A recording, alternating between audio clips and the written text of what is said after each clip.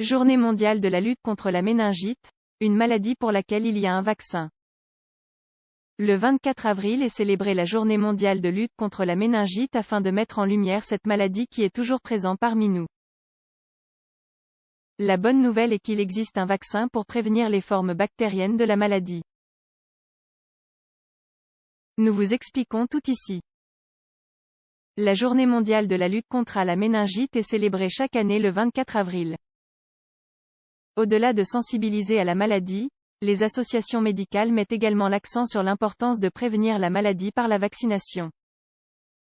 La méningite est une maladie pour laquelle des vaccins ont été développés afin de prévenir les formes bactériennes de la maladie. La Journée mondiale de la lutte contre la méningite sert, entre autres, à rappeler cela. Il est important de savoir que la méningite est une maladie grave. La maladie affecte d'abord les méninges de l'encéphale, mais elle peut ensuite évoluer en septicémie et, par conséquent, provoquer la mort du patient. Le taux de létalité de cette maladie tourne autour de 10%, ce qui signifie que sur 100 personnes infectées, 10 d'entre elles meurent. Les séquelles sont également graves. Près de 30% des enfants ayant souffert d'une méningite présentent des retards et des convulsions. La perte de certains sens comme la vue ou l'ouïe sont d'autres conséquences possibles de la méningite. Les vaccins contre la méningite permettent de stopper la bactérie Haemophilus influenzae de type B, les méningocoques et les pneumocoques. Toutes ces bactéries sont les grandes responsables de la forme bactérienne de la maladie. Certains pays incluent tous ces vaccins dans leur calendrier officiel, et d'autres, seulement quelques-uns. La Journée mondiale de la lutte contre la méningite est une journée importante car, selon les données de l'Association espagnole de pédiatrie, plus de 30% de la population ignore qu'il est possible de prévenir la méningite. Cette désinformation représente un obstacle pour la diffusion de la vaccination. La méningite. Qu'est-ce que c'est ? La Journée mondiale de la lutte contre la méningite est une occasion de parler de cette maladie qui correspond à une inflammation des méninges. Les méninges sont les couches de tissu qui recouvrent l'encéphale, le séparant ainsi des os du crâne, et la moelle épinière, la séparant ainsi des vertèbres. Lorsque les méninges s'enflamment, ils exercent une pression sur d'autres structures et les symptômes apparaissent donc.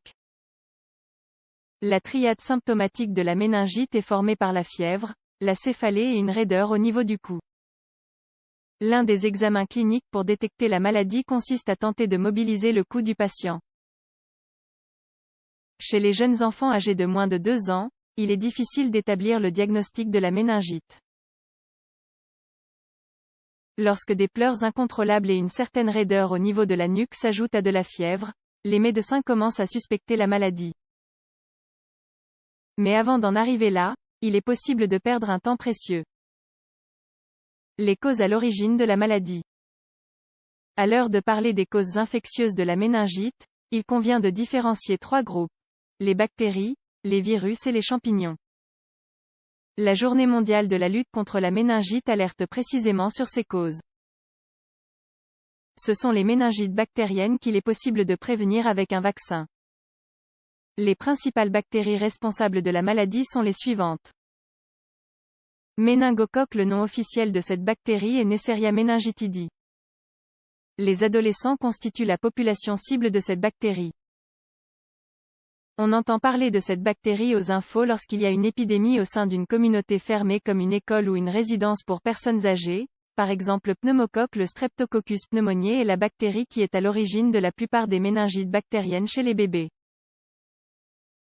Ce micro-organisme ne provoque pas seulement une méningite, il est également à l'origine des pneumonies et d'autres tableaux cliniques respiratoires. Haemophilus influenzae. Cet agent pathogène a cessé d'être la cause de la méningite la plus fréquente chez les enfants âgés de moins de 2 ans lorsque le vaccin s'est répandu. C'est un clair exemple de l'efficacité des campagnes de vaccination. Les vaccins contre la méningite.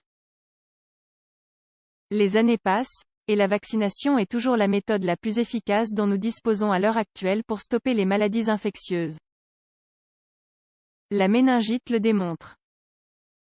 Pendant la Journée mondiale de la lutte contre la méningite, il est question de réaffirmer le besoin d'élaborer des calendriers de vaccination qui envisagent toutes les alternatives. Aux vaccins contre le hémophilus et le pneumocoque, il faut ajouter ceux pour lutter contre le méningocoque qui sont grosso modo au nombre de 2. Version conjugée pour les souches ACWY pour le sérogroupe B. De plus, il est essentiel que la population s'informe sur ces vaccins et que les parents immunisent leurs enfants. L'existence de populations non vaccinées représente un milieu favorable pour les bactéries responsables de la méningite. Le fait que certaines personnes ne soient pas immunisées favorise la mutation des micro-organismes responsables qui deviennent alors capables de résister aux vaccins. Journée mondiale de la lutte contre la méningite, une journée pour lutter contre la désinformation. Les campagnes de la Journée mondiale de la lutte contre la méningite prétendent informer la population des bienfaits des vaccins. Nous sommes face à une maladie qui peut être prévenue. Mais cette prévention dépend notamment des collèges médicaux, de l'engagement politique pour rendre possible la vaccination et de la communauté même.